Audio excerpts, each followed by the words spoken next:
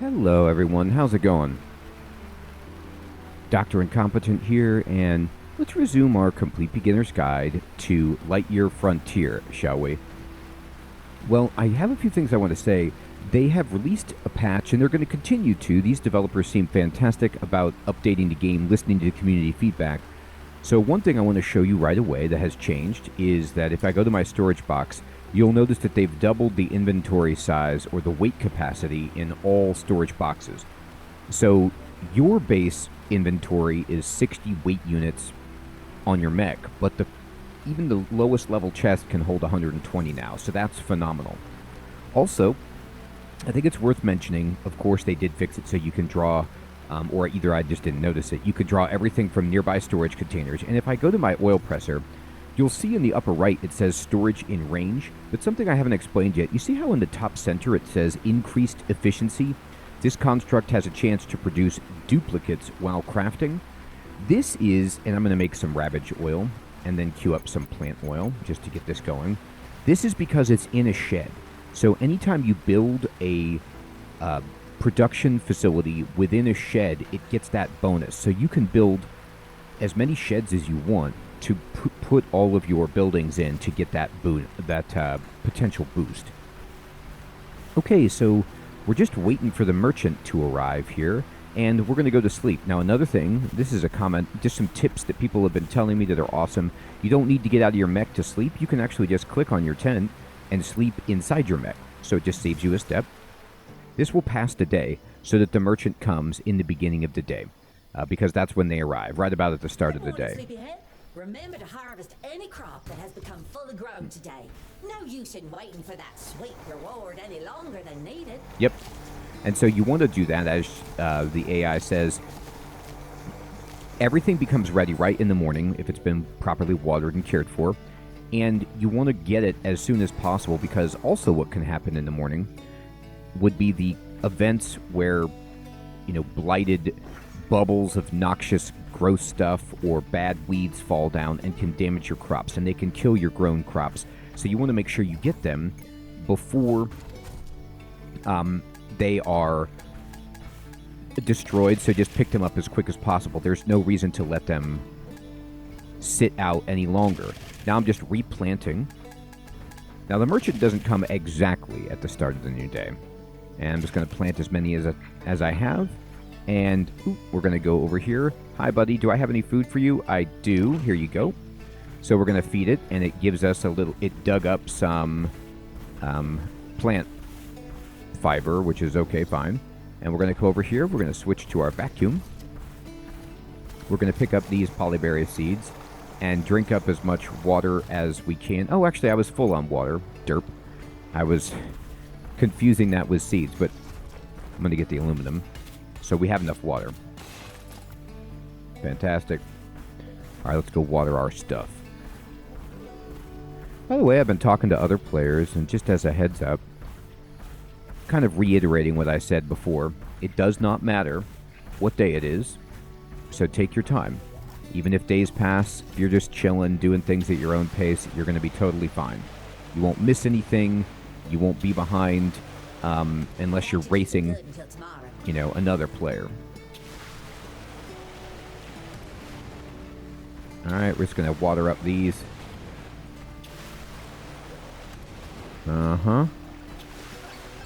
Merchant arriving. So the merchant is here. And let's go take a look. Let me just finish watering that. And let me put the... what do we need here? Wood? Okay, we can go get that done.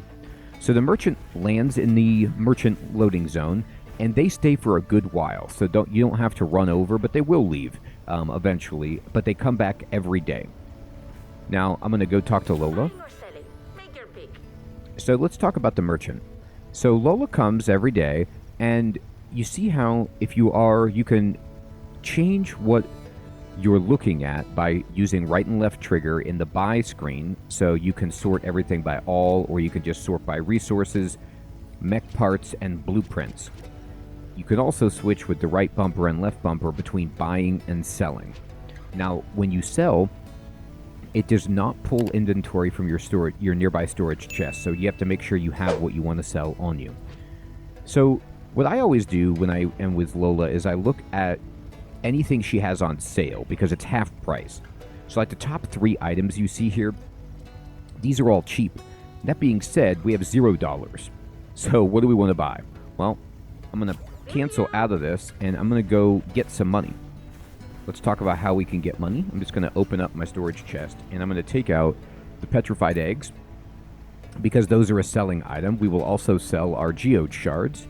And is there anything else that I want to sell from here? No.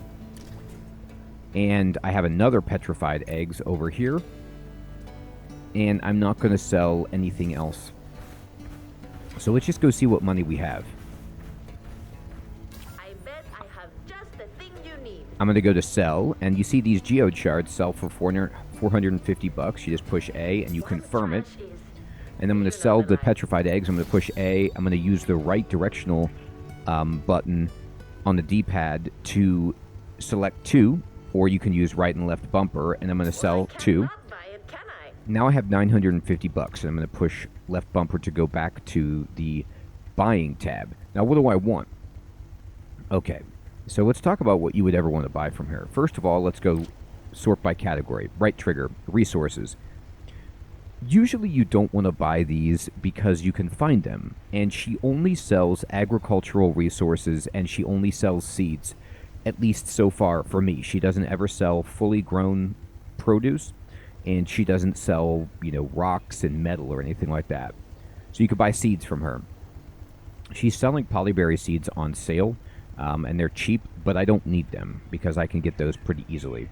Remember, whenever you harvest something that's fully grown, you actually get seeds back in return. But you can also go to right trigger and look at mech parts. Now, as far as I understand it, these mech parts are just decorative.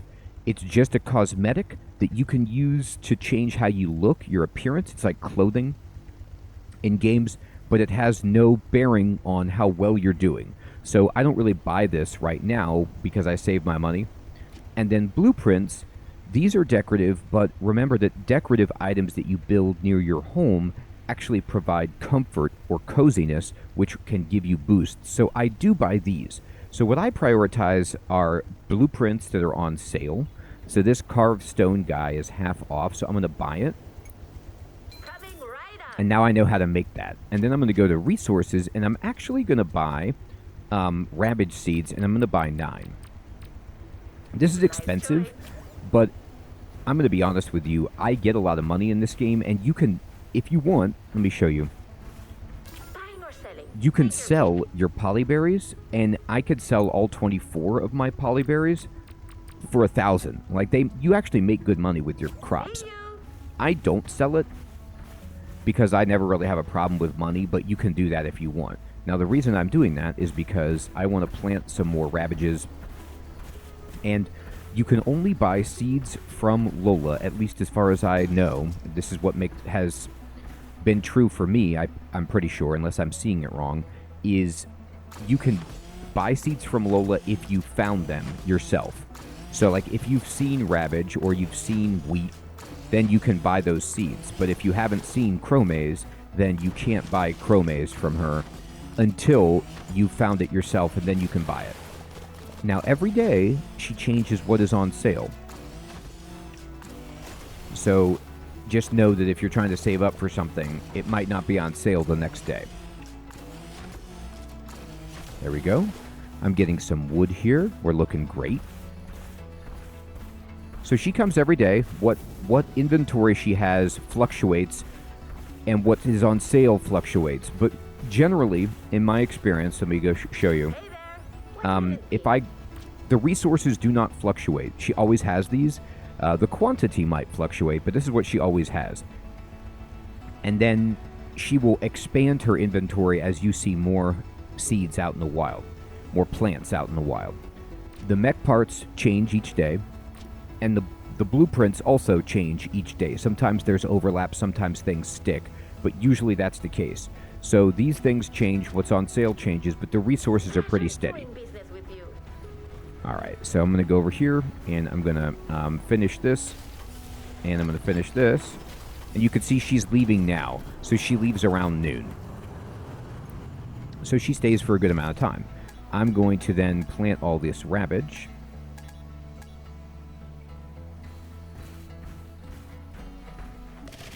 Oh, I'm on polyberry. That's why I'm not doing it right. Okay, there we go. I'm like, why am I running out? Okay. I was still on polyberry to plant, but that's okay. Get those in. Get our water out. Oop, we're going to run out of water. Okay. So we need to restore edge cliffs, and we also need to just go around exploring more. So the loop from this point is pretty simple, pretty straightforward. Let me get my vacuum out.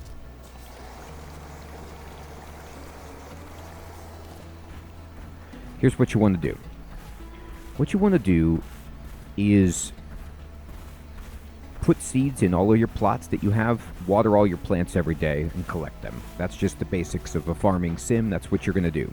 You don't really have to do that, I suppose, but I do that just to keep up on my materials, have a windfall of cash if I need it. That should keep it good until tomorrow. Alright, now, next, after you're doing that, you want to get your mech upgraded. So I'm going to go to the upgrade station. Here's another cool tip that I learned. You don't actually have to go all the way up the steps to the panel. You can actually, as soon as the game pops you out of the mech, you can push X and interact with this. So let's look at what we've acquired. Right now, we haven't gotten this yet. We did get this. We don't have this yet, but we could get this really quickly. And we don't have this yet because we don't have copper. We don't have enough rabbage oil. We don't have Karut. So what I do is anything that I can actually get the ingredients for, I push Y and I create the mission for that. So I know what I need to gather. Okay, we don't have this. Red crystal dust, I'm going to put this on there too, because we can get that. And then I'm just going to say, all right, we've got them pinned in the upper left. You see those two crafting recipes are pinned for what I need to gather. So you kind of get a feel for like what you need to craft and what ingredients you want to gather to do that. But you can also put stuff that you can't make yet so that you can see where you need to go, what you need to be getting. I'm going to make a bunch of plant oil so I can get the inventory capacity boost, because that actually is really good. And then after you know what you need to get or what you're building towards for crafting, you go to the map and you look at all the areas that are unexplored and you go to those, see what you can find there, explore, and then see if you can restore them to get new ingredients, which will help you unlock new crafting upgrades, progress the story quest of opening that door and exploring the situation we find ourselves in, becoming a more efficient farmer, unlocking new blueprints and buildings, and so on. So it's just upgrading, farming, exploring, in whatever order you want. That's kind of what we're doing. If you ever get stuck, go explore a new area, or go, oops, I became over-encumbered. That's great. Now, remember, you can still move when you're over-encumbered. You just can't run. So we could drop stuff, or I could just walk back and put it away. Now, I'm doing this intentionally because I want to go over here and make more plant oil. There we go. Polyberry oil. Let me put away some of this wood.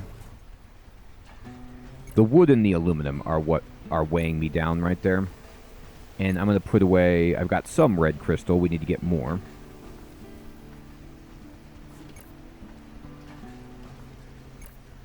Put away pretty much everything except the food. That's usually what I do, is just carry food with me. Now, they want red crystal dust for the irrigation hose. Can I build? I can't make the machine that I need yet. We should make a mailbox, though, just in case anybody gives us a message, and we'll kind of put it at the edge of our little house here. Now, I will say something about this, because this is a question somebody asked. So you know how when I have the tent, and it shows you the area of influence of the tent where I can build decorations to boost its coziness? That, if I build this cabin, which we want to do and we will do soon, you will get a larger area of influence to build stuff to raise your coziness. So do I want to build the carved stone? You betcha. I'll put it right there next to my mailbox.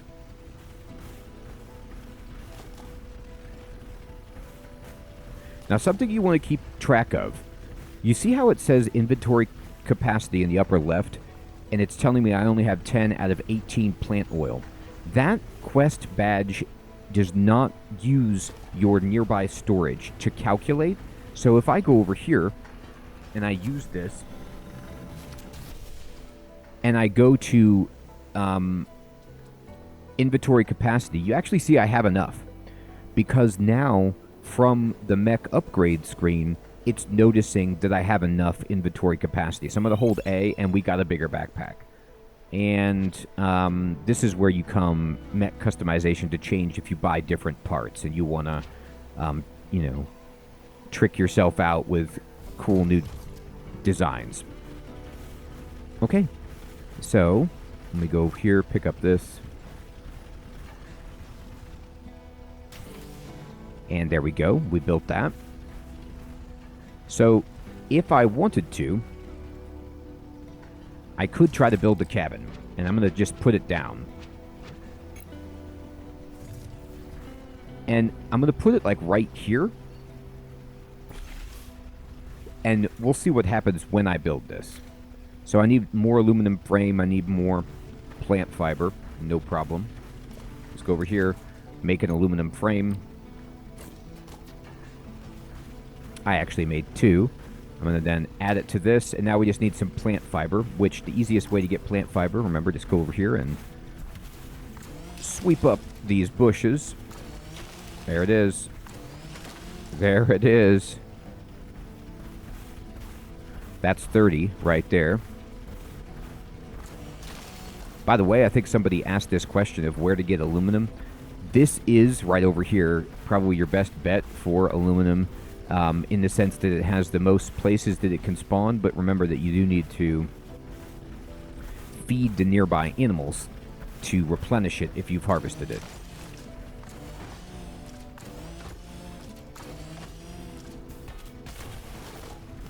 There we go.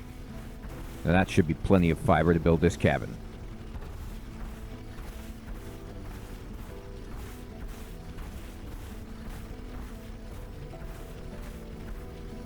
Okay, so I'm going to then come over here and finish it. Now, notice that when I finished it, you get those heart icons, and you see how it's level 1.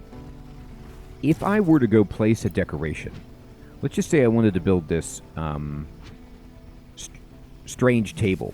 You see how there's 2 boxes? There's the tent, and then there's now the cabin. So the cabin, I'm just going to put this table over here,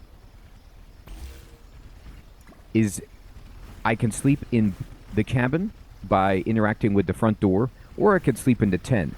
Or what I can do is just say, all right, we don't need a tent anymore. I'm going to push B for the build mode, push right trigger for recycle mode, and I'm just going to recycle that tent. And I don't need it. It's just taking up space, and I get a full refund on everything, and I can sleep in this tent. I'm going to cancel recycle mode and sleep. Now, you'll notice how when I'm at the cabin, let me show you.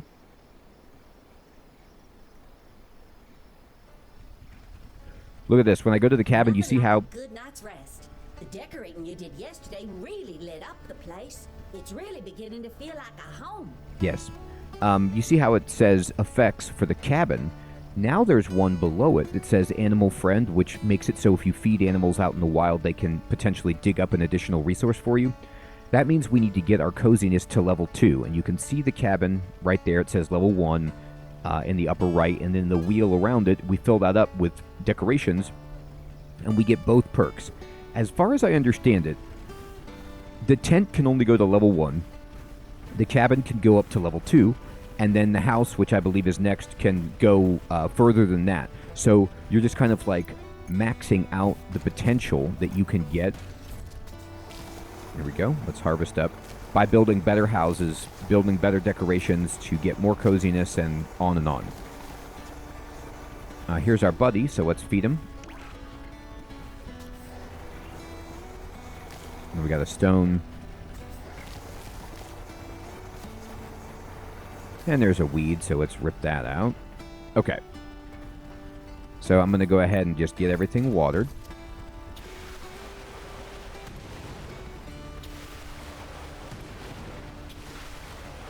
By the way, it should be, I think I mentioned this, I carved a path right in between, you know, just aesthetically, so you can, it makes sense that you would walk your mech in between the rows or whatever, but you do not have to do that. As you saw, you can walk right on top of your crops with the mech, and it does not hurt them.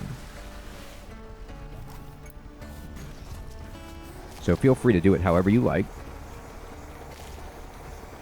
They're resilient. Okay.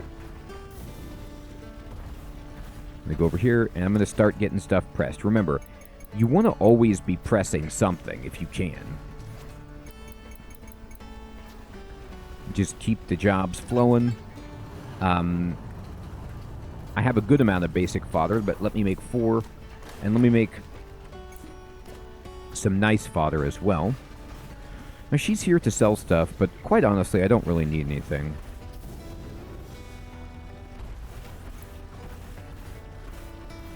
There are many days that I don't go at the merchant, but that's just because I gather my own resources, so I don't buy from her. But if you want to get a jump start on Ravage and you're not getting enough, I like to buy like 9 just to get one plot going. But you could buy more than that if you want. If you want to sell stuff and then go all in on the new stuff, that's totally fine. Or if you're kind of like a person who likes clothes and you want to get new mech parts, then spend your money on that, of course. Whatever you like. All right, I'm going to go here, and that looks tremendous. All right, so now, let me check my inventory. I'm at 21. I'm going to drop off some stuff because I don't need to carry this much.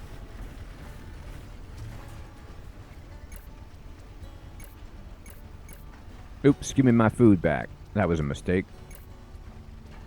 Okay, put that back in there. Great. And put these in there. All right. You could put the seeds in there too, but when you go to plant, you're going to want the seeds in your inventory so you can use them. All right, I'm going to feed this guy. We got some berries, thank you. And then this is the nest. It tells you how much we fed of this type. So I'm going to walk over here. Bam. One of my favorites. And that's a nest fed. Here's the rat scallions over here. They don't like the mech, so I'm going to get out. And I'm going to run. And we can be like, hi. Here you go. There you go. Okay. And they gave us some stones, which is, Ready to go. you know, not quite what we're hoping for, but whatever. That guy gave us some fiber. Okay. Thanks, I think. But anyway, let's look at the map. What area are we trying to get? The edge cliffs. Okay. So here's another thing I want to show you, though, because this escaped me for the longest time. I'm going to show you on the map. So here's Pine Heights. You notice how in the upper right it tells us we found Ravage, aluminum rod, question mark, red crystal, red cornflower. The thing that we're missing, the resource that we're missing, is coal. And it's actually not an easy resource to get. It's not in the most locations. It's more of a scarce resource. So you want to gather as much as you can because you'll need it. And here it is right here. This is the area that you get coal, in this lower area. If I show you on the map, it's right kind of where Pine Heights and the Meadows intersect, but you're not in the upper basin where the dam is. You're down here below.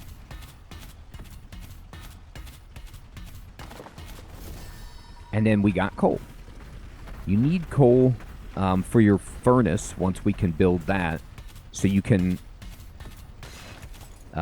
smelt glass and bars and things like that. So you want coal, and you can get it here. All of these can sprout mostly aluminum from these, but then there's also a little cave in here that can have coal. So let's come get it.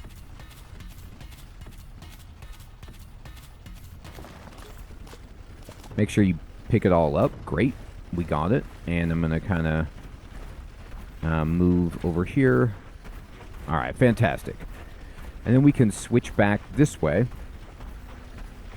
And we're going to go to our vacuum. We can get some rabbage. We want more of this.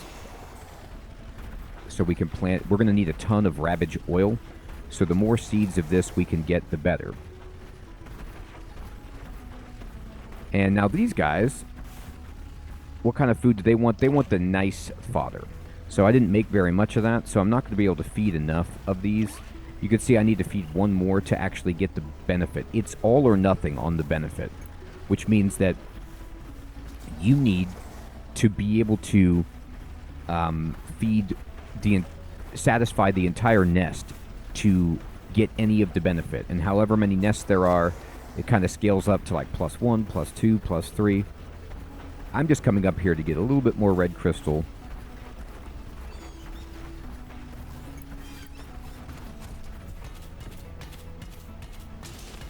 So down below, there's the coal, and we're here for the red crystal. Tremendous. Oh, can I cut this tree? Yes, okay, so check this out. This large pine right here, I'm going to chop this, and it gives you softwood. So if you need softwood for anything, it's from these kinds of trees that have the, like, exposed roots with the danglies, the large pines. They don't look like pines that I'm familiar with, but we'll just call them pines. Now, I am, why didn't I pick that up? Okay, I thought I was overburdened. No, I'm not. There we go. So I like to get a lot of softwood, and we got the pine sprout. You don't need softwood typically, but for some decorations, you need it. Okay. So even these little teeny guys, any of the pine trees, I guess, even these little pines, give you the softwood. So pines are softwood. There we go. And that is important too, because if you're trying to craft something that requires wood, softwood does not work. Alright. Now, it is time to jump. Wonderful.